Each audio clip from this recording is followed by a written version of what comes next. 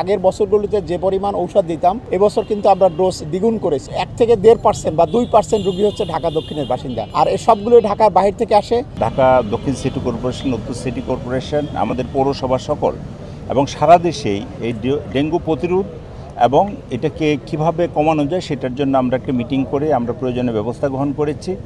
আপনি ইতিমধ্যে লক্ষ্য করেছিলেন যে আমাদের বরগুনা এবং আমাদের দক্ষিণ পাড়ে ডেঙ্গু ব্যাপকভাবে ছড়িয়ে পড়েছিল।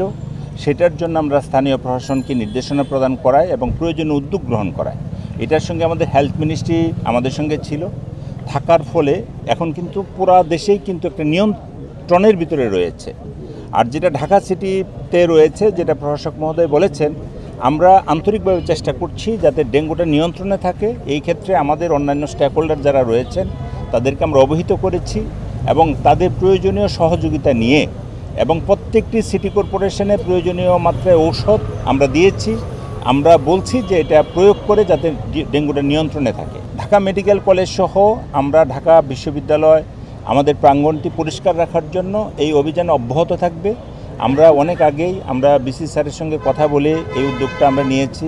নতুন আমাদের ডাকসুর নতুন নির্বাচিত নেতৃবৃন্দ এসেছেন, তারা অত্যন্ত আন্তরিক। আমরা আশা করি আমাদের যদি জয়েন্ট এফোর্টটা থাকে তাহলে পরিবেশটাও সুন্দর থাকবে এবং আমাদের এই অভিযানগুলো অব্যাহত রাখলে ডেঙ্গুটাও নিয়ন্ত্রণ হবে। আগের বছরগুলোতে যে পরিমাণ ঔষধ দিতাম এবছর কিন্তু আমরা ডোজ দ্বিগুণ করেছি। যেহেতু বড় বড় হসপিটালগুলো সব ঢাকা দক্ষিণে, এই কারণে ডিজি হেলথ থেকে আমরা যে রিপোর্টটা পাই সেটা মনে হয় যেন সংখ্যা সবগুলো ঢাকা দক্ষিণের রোগী, কিন্তু আসলে দক্ষিণে আমরা প্রত্যেকটা রোগীর লোকেশন অ্যানালাইসিস করে আমরা দেখেছি তার 1 থেকে 1.5% বা 2% রোগী হচ্ছে ঢাকা দক্ষিণের বাসিন্দা, আর এই সবগুলো ঢাকার বাহির থেকে আসে।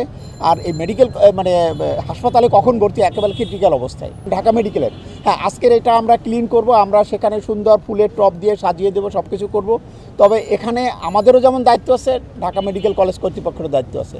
এবং এখানে আপনারা জানেন যে কিছু অবৈধ দোকান টোকান বসিয়ে কেউ হয়তো এখান থেকে সুবিধা নিয়ে থাকে। তো এই সমস্ত মুনাফাখোর বা এই সমস্ত লোকজন তারা যাতে এখানে স্থান না পায় সেই বিষয়ে সকলের সহযোগিতা, জনগণের সহযোগিতা দরকার। আমার মনে হয় সবাই যদি আমরা সহযোগিতা করি তাহলে আর এখানে কেউ বসতে পারবে না।